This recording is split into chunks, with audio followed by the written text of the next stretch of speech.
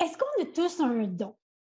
Moi, dans mes coachings, dans mes programmes, je parle souvent de notre zone de génie, de comprendre qu'est-ce qui fait notre unicité. Qu'est-ce qui fait que nous, on est différents? Parce que c'est pas vrai que les gens nous achètent pour l'expertise qu'on a, les diplômes qu'on a accrochés dans le mur.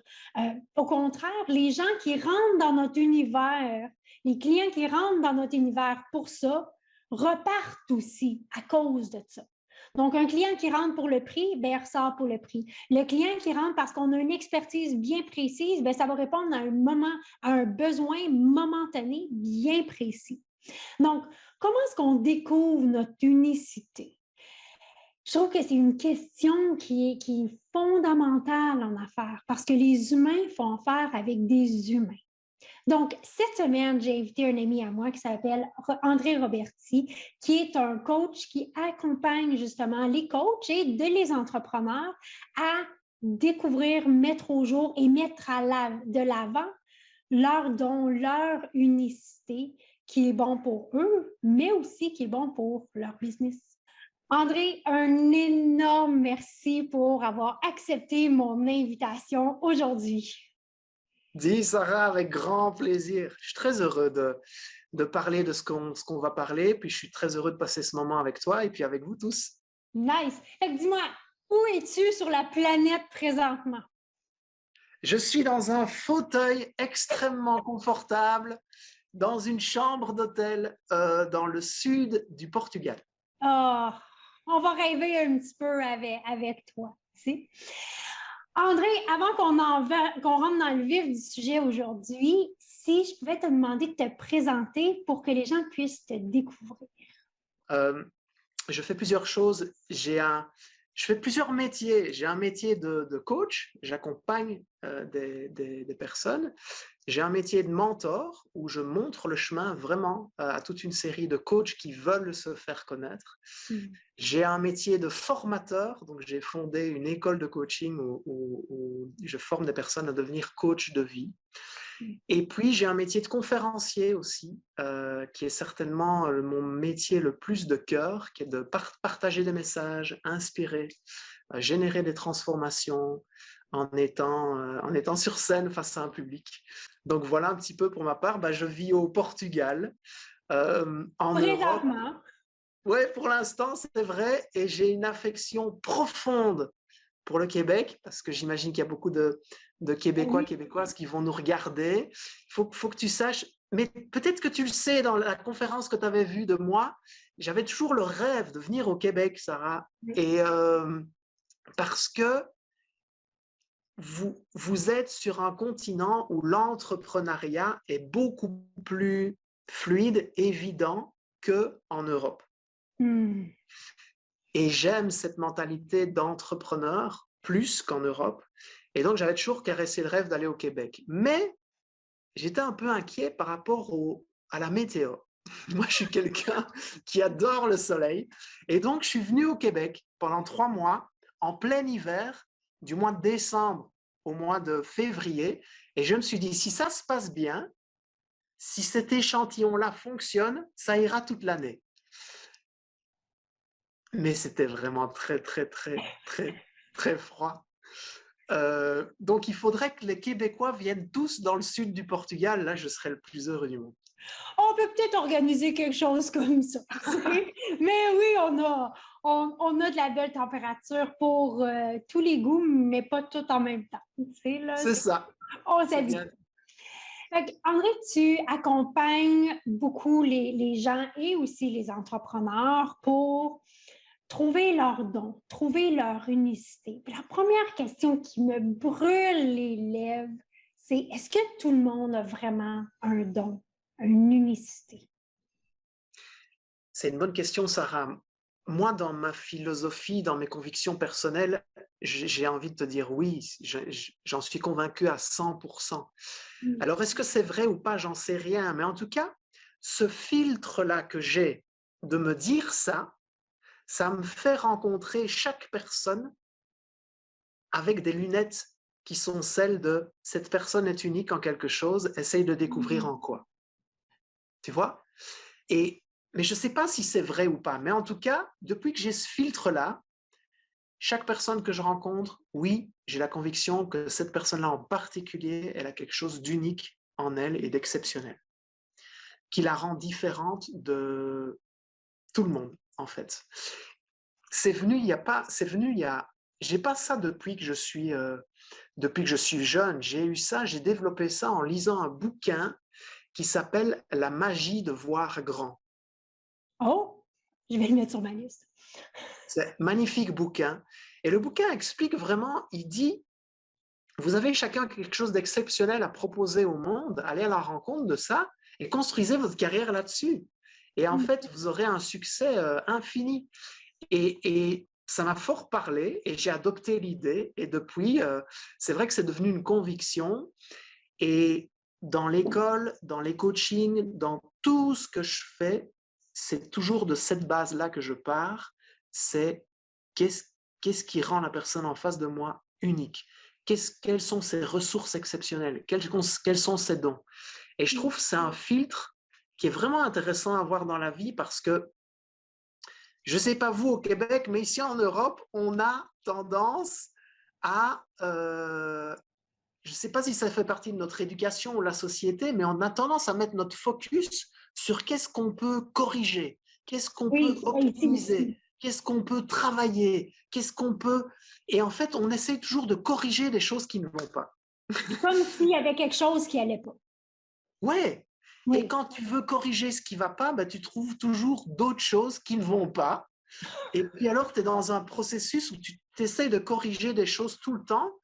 Et je me dis, mais ok, c'est intéressant, mais c'est pas très joyeux quand même comme façon de fonctionner. Puis la vie, elle est longue, mais elle est courte aussi. Ça passe très vite.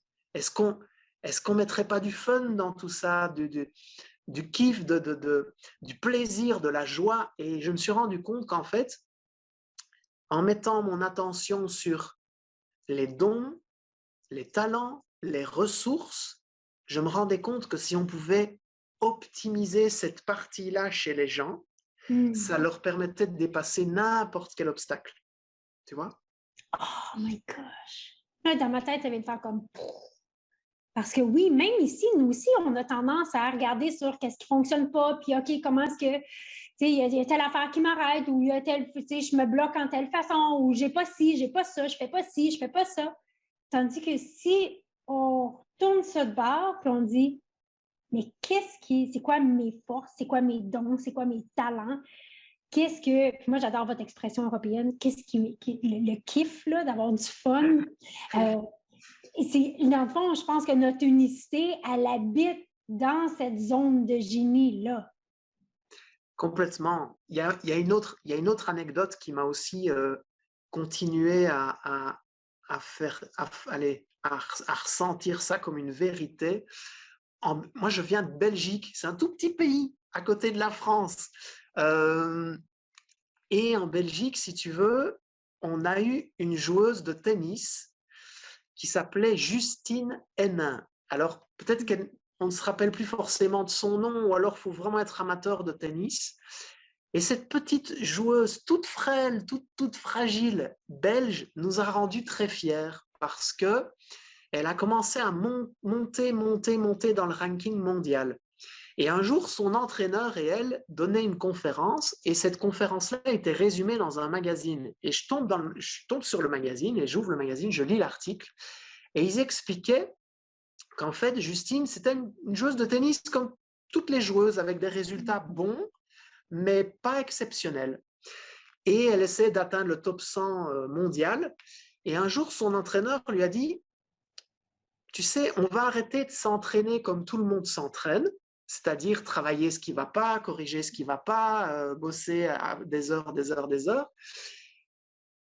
J'ai observé que ton talent exceptionnel, c'était ton revers à une main. Elle avait un revers, donc c'est ce mouvement-là que le Oui. joueur de tennis fait. Euh, et dit là-dedans, quand la balle vient là, elle est inarrêtable pour l'autre. Et il lui dit, on va entraîner, on va continuer à travailler un peu tout, mais on va mettre notre focus sur ça et on va entraîner pour que tu deviennes encore plus forte dans ton revers.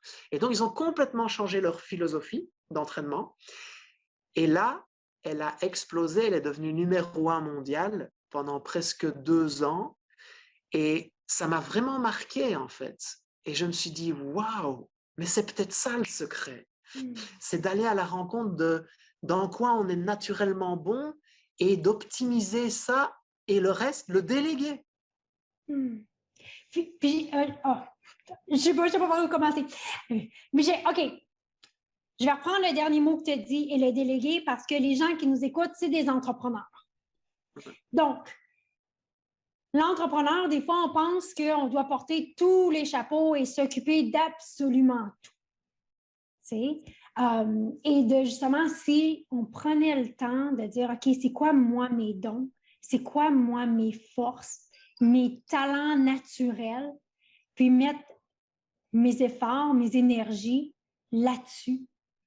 Puis justement de m'entourer avec une équipe qui va pouvoir prendre selon leurs forces, leurs talents, leurs dons, ce qui n'est pas dans moi ce que j'appelle ma zone de génie. Ouais. Fait que je trouve ça intéressant. Puis est-ce que tu crois, puis là je te lance une balle, puis que les entrepreneurs souvent, donc dans mon écosystème, c'est des entrepreneurs de service. Donc, des gens qui sont en service conseil. Leur business, c'est d'offrir des conseils à leurs clients. Okay. Et plusieurs se démarquent, se distinguent de la manière qu'ils fonctionnent, dans leur marketing, tout ça par leur expérience, leur expertise.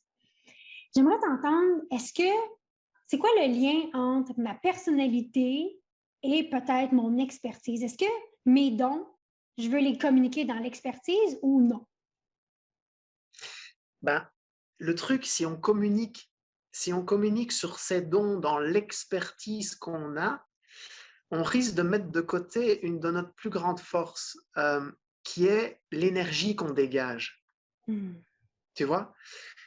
Si par exemple, je cherche un business stratégiste, c'est ce que tu es, hein, Sarah, c'est ça? Tu fais de la stratégie d'affaires, hein? Oui. Il y en a un certain nombre. Oui. Pourquoi est-ce que, et dans ce certain nombre, il y en a plein qui sont très doués dans ce qu'ils font. D'accord? Oui. Et mettons que vous êtes tous les 10 là en face. Ou si on prend par exemple, je veux avoir les services d'un avocat, eh ben on met 10 avocats là en face. D'accord? Ou je veux un planificateur financier, peu importe. Prenez votre métier dans lequel vous êtes. OK? Et imaginez que j'ai 10 personnes comme vous en face de moi, qui ont les mêmes compétences, ou presque les mêmes. Qui je vais choisir? Eh bien, je vais certainement discuter avec chacun d'entre eux. De tout, de rien. Et je vais connecter plus avec certains que d'autres. Donc, je dirais, ce qui fait que quelqu'un nous choisit, je pense que c'est plus une question de connexion. Alors, on peut connecter avec quelqu'un parce que on trouve que cette personne a vraiment une belle énergie. Elle est solaire, cette personne me fait rire, elle a quelque chose de léger, elle dégage quelque chose qui, waouh, cette personne est différente. Donc, l'énergie joue pour beaucoup. Donc, dans sa communication, mettre qui on est en avant, son énergie, dans qui on est vraiment, hein, peu importe comment on est. On peut être quelqu'un de très fun, on peut être quelqu'un de très organisé, on peut être quelqu'un peu importe les qualités qu'on a, mais mettre son énergie en avant, c'est très important. Deuxième chose, je dirais, qu'est-ce qui fait que je vais connecter avec quelqu'un plus qu'un autre? C'est des valeurs similaires. Tu vois, si je sens, par exemple, dans la discussion que je peux avoir avec toi, Sarah, on discute de tout et de rien, et tu me dis, ah, je vais devoir te laisser parce que je suis en train de créer une fondation avec des amis, on a envie de faire quelque chose pour les personnes plus démunies dans notre quartier, etc. Et donc, j'ai aussi une partie de mon temps que j'octroie là-bas, mais je serais ravi de continuer la conversation avec toi. Moi, je vais me dire dans mes valeurs, oh, waouh, cette personne, au-delà d'être une conseillère stratégique, elle a aussi un pied dans une fondation. Mm. Oh, elle est très altruiste. C'est une valeur que j'ai. Ça me parle. Mm. Oui, j'ai envie de continuer la conversation avec elle. Il y a une fois quelqu'un qui m'a dit, André, t'es partenaire d'affaires et en termes de partenaire, dans le métier dans lequel je suis, on fait des partenariats avec certaines personnes qui vont mailer pour nous sur les produits qu'on a proposés. On fait des associations comme ça. Et il y a quelqu'un qui avait beaucoup de succès sur Internet et qui m'a dit, André, un partenaire d'affaires, c'est quelqu'un que tu dois pouvoir prendre dans tes bras. Ah oui.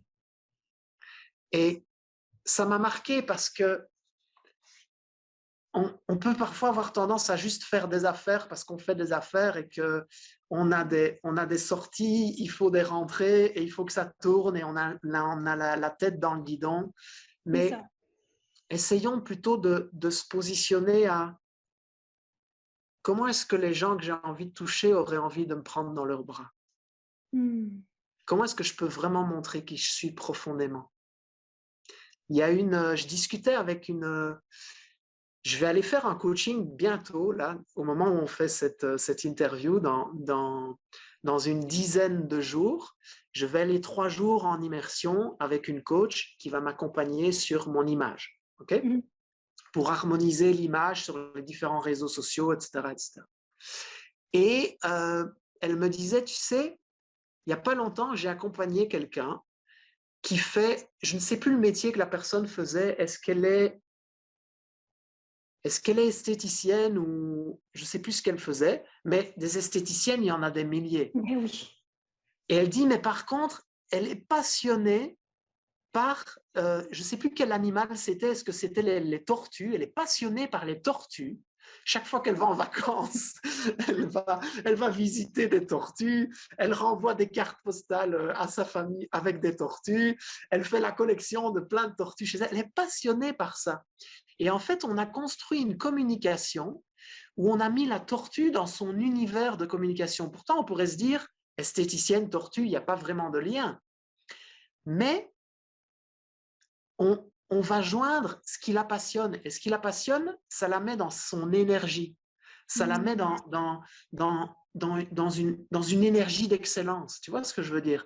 Et donc, c'est vraiment ça, c'est pouvoir aller à la rencontre de qui je suis vraiment, qu'est-ce que j'adore, qu'est-ce qui me passionne, et comment je peux mixer ça par rapport au service que je propose. C'est tellement, tellement ça. Parce que, tu sais, au final, les humains font affaire avec des humains. Surtout si je veux bâtir une business relationnelle. Si je veux bâtir une business transactionnelle, ben là, je peux aller sur l'expertise, le plus bas prix, mais il n'y a pas de loyauté. Là, Ouais. mais quand on est dans le conseil, on veut justement, puis on veut accompagner les gens, ben, on veut développer justement une business, ou un business pour les Européens, là, mais une business qui est relationnelle. Donc, ce côté-là de laisser sortir qui on est, c'est là Ouais. que l'énergie, puis j'adore ça que tu dis, quand je connecte avec quelque chose qui me passionne, qui est moi, ben, ça fait ressortir mon énergie. Puis c'est Ouais. vrai, c'est vraiment vrai, là. Et tu sais, je dirais même, c'est pas uniquement pour des personnes qui ont une activité dans le service ou dans le conseil. Je pense qu'on peut vraiment même élargir ça à des personnes qui vendent des objets. Je te donne un Ouais. exemple, Sarah. Euh, Prenons quelqu'un qui a un business, qui a créé une marque de montres, Mm. d'accord? Et il fait de la pub à la télévision, au cinéma, un peu partout sur le fait que sa montre, elle est fantastique, elle est étanche, elle va 100 mètres sous l'eau, ou celui qui la porte, c'est comme une star, machin. Mais, mais moi, si je voyais une publicité d'une montre où on voit un vieil homme qui est en fin de vie et il y a son petit-fils qui est à côté de lui, à côté de son lit. Et on sent qu'il y a vraiment un moment d'une intensité énorme parce qu'ils sont en train comme de vivre leur dernier moment ensemble. Ils s'échangent les derniers mots, ils se disent les dernières choses qu'ils ont à se dire. Et le grand-père, imagine qu'il se retourne, il va dans son tiroir, il sort une montre où il est gravé derrière 2, 3 mots qui l'ont guidé toute sa vie et qui sont, par exemple, « Aie toujours foi en toi ». Et il tend la montre à son petit-fils et il lui dit « Aie toujours foi en toi ». S'il y a une chose que tu dois retenir de moi dans la vie que tu vas traverser, c'est celle-là. Et chaque fois que tu regarderas cette montre, même quand tu vas douter, même quand tu auras peur, même quand tu te sentiras seul ou perdu, aie toujours foi en toi. Et puis on voit la publicité qui se termine en disant « c'est plus qu'une montre, c'est un héritage ». Et là, on achète quelque chose. Ben, On achète une histoire. oui. Tu Ben, ça me fait vois? penser à Tom's Shoes, qui donne pour chaque paire de chaussures achetée, une est donnée. Warby Parker au niveau des lunettes. C'est qu'est-ce qui rend cette marque-là différente. Oui, et ça peut être une histoire. C'est pas uniquement l'énergie ou les valeurs. Ça peut être une histoire. C'est quoi ton histoire? Qu'est-ce qui fait qu'aujourd'hui, tu es comptable? Qu'est-ce qui fait que tu es avocat? Qu'est-ce qui fait que tu fais du conseil financier? Peut-être qu'il y a une histoire très belle derrière, en fait. Et je vais venir chez toi parce que ton histoire, elle m'inspire. Hmm, tellement. OK. Moi, je suis très pratico-pratique dans la vie. Comment maintenant un avocat, un conseiller financier, un comptable, un fiscaliste, un coach détermine ou met au jour ses dons, son unicité? Comment est-ce qu'on fait ça dans la vraie vie? C'est une bonne question. Il y a plein de façons d'aller à la rencontre de ces dons. Je dirais un don, mais toi qui es la spécialiste anglophone, Sarah, comment est-ce qu'on dit un don en anglais? A gift. A gift. Mais a gift, ça veut dire quoi aussi d'autre? C'est un cadeau. C'est un cadeau. Moi, j'ai la conviction profonde qu'un don, un talent naturel, c'est un cadeau qu'on a reçu depuis toujours. Et ce cadeau, chaque fois qu'on va le déballer et qu'on va le mettre au service des autres, waouh, ça va faire comme un feu d'artifice, tellement ça va être grandiose. Et pour aller à la rencontre de ça, on peut aller à la rencontre de ça en se posant des questions toutes simples. L'idée, c'est de prendre un moment où on ralentit vraiment et on va dans un moment de silence. Vous savez, ces moments où tout le monde dort, par exemple, ou alors personne n'est encore réveillé, on a vraiment du temps pour soi, là. C'est prendre vraiment un moment de soi à soi, tranquille, et de se poser, faire le vide dans sa tête et se dire, tiens, quand j'étais enfant, par exemple, à quoi je pouvais passer des heures sans m'arrêter? Je pouvais même peut-être oublier de manger, tellement ça me passionnait. Ou alors, est-ce qu'il y a quelque chose qui m'obsédait? Ça a été comme une obsession depuis tout petit. Moi, je sais te dire que depuis tout petit, j'ai été obsédé par le fait de sortir de ma timidité maladive. Tu vois? Et du coup, comme j'étais très timide, j'étais très en retrait dans les réunions de famille, dans les cercles d'amis à l'école, j'étais très, très en retrait, j'arrivais pas à prendre ma place, tu vois? Et le fait d'avoir fait ça, mais je me suis mis à observer, à regarder comment les gens fonctionnent, comment ils interagissent entre eux, comment ils se parlent, comment leur corps bouge dans l'espace. Quand est-ce qu'ils disent vraiment les choses vraies? Quand est-ce qu'ils racontent des histoires? Quand on observe, on peut comprendre plein de choses. Tellement. Tu vois? Et j'avais une obsession de me dire: «Oh waouh! J'adorerais pouvoir apprendre à être avoir autant d'assurance que celui-là, que celle-là. Je rêve de pouvoir exprimer mes idées. J'ai envie. J'observe que les gens que je vois sont pas bien. Hmm. J'observe que ce qu'ils vivent à l'intérieur n'est pas ce qu'ils montrent à l'extérieur. Et j'ai envie de les aider, sans prétention aucune, mais j'ai cette obsession-là de vouloir les aider. Et du coup, à travers cette obsession, ça m'a tellement occupé l'esprit, j'ai tellement voulu devenir ça, que j'en ai créé une sorte de don, peut-être celui d'aimer communiquer, d'aimer aider les autres à se transformer, à croire en eux, à se magnifier en fait d'une certaine façon, tu vois. Et donc je dirais la première étape, ça pourrait être oui, d'aller observer et de se dire, tiens enfant, j'adorerais faire quoi? Est-ce qu'il y a des choses qui m'obsédaient? Hmm. Ça peut être construire, ça peut être créer des réseaux, ça peut être organiser des fêtes, ça peut être Il n'y a plein pas de de choses. limite, c'est ça, c'est pas Non, quelque chose. tout est possible et notez vraiment tout ce qui vous passe par la tête. Et si vous n'avez plus trop accès à ça, le truc c'est que vous connaissez l'expression Sarah, avoir la tête dans le guidon? Vous utilisez cette expression-là? Non, on sait qu'est-ce que ça veut dire parce qu'on vous l'entend dire, mais on ne l'utilise pas. Mais oui, D'accord. mais on est tellement. Ouais. On est tellement focus dans quelque chose que on ne regarde plus vraiment tout ce qui se passe. On est pris dans quelque chose. On a la tête dans le guidon. On a des Et quand œillères. quand on est entrepreneur, quand on est indépendant, quand on doit faire tourner une boîte, on a la tête dans le guidon parce qu'il y a tellement de choses à gérer. Et puis on travaille beaucoup et donc c'est difficile. Tu sais, si je te demande d'ouvrir un livre et de mettre le livre devant tes yeux comme ça et de dire, et je te dis, tiens, Sarah, lis-moi ce qui est écrit. Et tu vas me dire, André, mais j'arrive pas à lire ce qui est écrit. Et donc, le livre, c'est intéressant de prendre du recul dessus. C'est pareil, nous, avec notre vie. Comme on est tout le temps à fond dans les choses, on n'arrive pas à avoir du recul sur qui on est, de soi à soi. Et donc, si vous n'arrivez pas à avoir des réponses précises par rapport à ces questions-là, demandez à votre entourage. Oui, Demandez ça, c'est à, un bel exercice.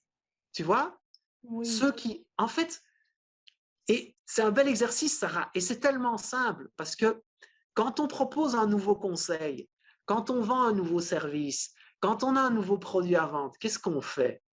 On fait un sondage. Oui. Quand on veut mieux se connaître soi, qu'est-ce qu'on peut faire? Ben, un sondage. Moi, je l'ai fait, puis ça a été hyper révélateur pour moi, que j'ai fait comme, oh, wow! Tu sais, parce que des fois, les gens voient, ben, des fois, souvent, tout le temps, voient des choses que nous, on ne voit pas. Exact. Ouais.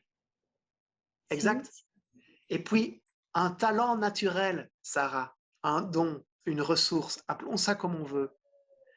Un talent naturel, c'est tellement naturel qu'on ne se rend pas compte qu'on l'a. C'est vrai. Tu vois? Ouais. Mais par contre, les autres qui nous connaissent, si on leur pose la question, tiens, quand j'étais petit, qu'est-ce que j'adorais faire? Ou en quoi est-ce que j'étais doué? Ou là, dans mon quotidien, qu'est-ce que tu vois chez moi? Ce serait quoi pour toi un ou deux dons que j'ai? J'aimerais bien savoir ça. Quel est ton avis? Et donc, l'idée, c'est d'interroger des personnes, mais des personnes qui nous connaissent dans des univers différents. Oui. Parce que tu vois, toi, Sarah, tu n'es pas la même avec ton conjoint qu'avec tes enfants, qu'avec tes parents, qu'avec tes collègues, qu'avec des partenaires d'affaires. Même s'il y a une même Sarah, il y a des parties de toi qui vont s'exprimer de façon différente. Oui. Tu vois? Et donc, c'est intéressant de prendre des personnes dans notre entourage qui font partie d'univers complètement différents. Ça peut être nos enfants, conjoints, parents, voisins, collègues, employés, associés, peu importe. Et C'est dans l'univers complet. Oui. Mm. Et on va voir qu'il y a des choses qui reviennent, qui se répètent. Moi, j'ai fait ça il y a il y a 2, 3 ans, j'ai vécu une grosse galère au niveau privé qui a eu un gros impact au niveau professionnel. Et du jour au lendemain, j'ai, il y a plus rien comme rentrée qui est arrivé. Mmh. Du jour au lendemain. Et ça a été très difficile parce que, tu sais, quand on a un business, quand on a une activité, les rentrées, elles sont là, Oui, les sorties, elles sont là. OK? Mais quand les rentrées, elles sont là, ça les va moins bien. sorties, elles sont toujours là. Ouais. Et donc, même s'il y avait de la trésorerie, de l'argent de côté, etc., mais il a commencé à se faire manger par rapport aux sorties qui continuaient d'exister. Mmh. Et j'avais une salariée et pour moi, dans mes valeurs, je voulais absolument garder son emploi. Et à un moment donné, j'ai j'ai tellement des difficultés financières que je dois même revendre ma voiture. Pourtant, Dieu sait, j'adore les voitures de sport. Vraiment, je suis fan de voitures. Et pour moi, ça a été très dur. Mais j'ai revendu ma voiture pour payer son salaire. Mmh. Et puis à un moment donné, après quelques mois, j'ai dû lui dire, écoute, tu as peut-être dû le remarquer, mais il y a des difficultés dans l'entreprise. Euh, je ne sais pas te garder. Ça me fend le cœur parce qu'en plus, on était amis, on l'est toujours, mais il y avait Mmh. aussi cette amitié qui était là entre nous. Et j'avais tout perdu. Et j'ai redémarré à la base, puisque j'avais tout perdu. Et puisqu'en plus, le problème, souvent quand on est entrepreneur, c'est que on s'identifie, donc on, on crée sa propre identité par rapport à son métier, ses compétences et son expertise. Oui. Et donc, quand notre métier ne fonctionne plus ou que notre expertise n'est plus reconnue, ben, on sait même plus qui on est. Et Mmh. moi, j'étais dans cette situation-là. Je ne savais plus qui j'étais, vraiment. Et je suis reparti à la base, cette base-là. Et j'ai été interroger mes parents, mes frères, ma sœur, les personnes avec qui j'avais collaboré, même des clients à qui j'ai posé la question et j'ai dit, selon toi, quel est mon don? Quels sont mes dons? Quels sont mes talents? Ma zone de génie? Enfin, tous ces mots-là, pour moi, ça veut dire un peu la même chose. Ça veut dire la même chose, oui.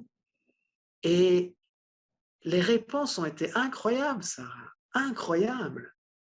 Et ce sont ces réponses-là qui m'ont aidé à redéfinir comment je voulais remonter mon business, tu vois? Mmh.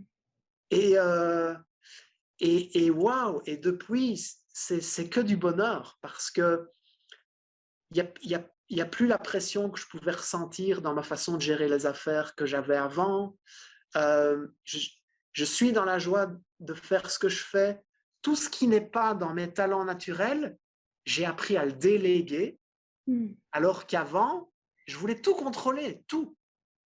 Surtout quand on est très cartésien, hein, Oui, qu'on organise, qu'on pense, on est très cartésien, eh ben, on a un peu le défaut de vouloir tout contrôler.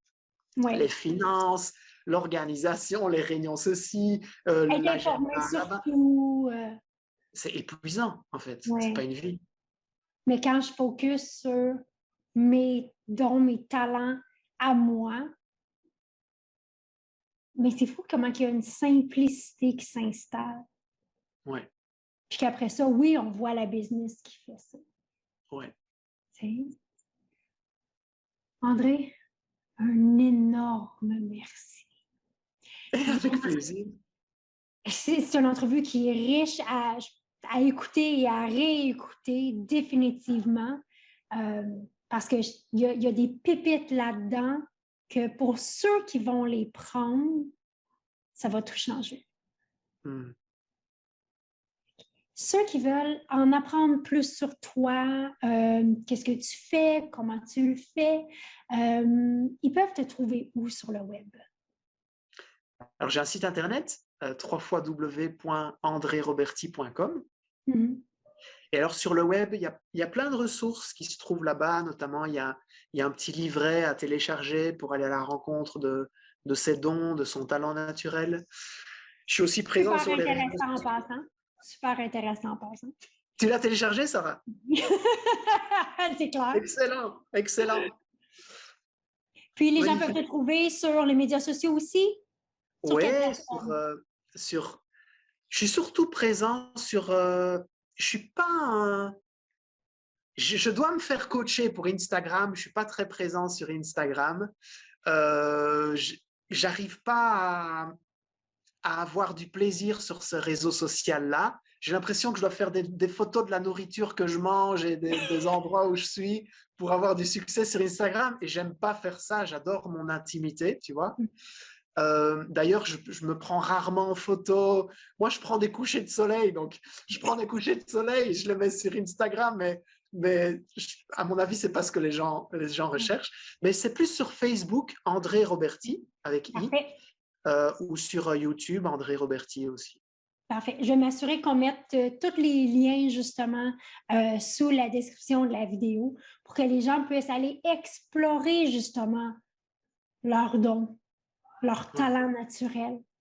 Puis pour que, dans le fond, moi, je pense que le pur plaisir de la vie est quand on vit dans cette zone-là de nos dons et qu'est-ce qui fait vraiment que nous, on est unique à nous.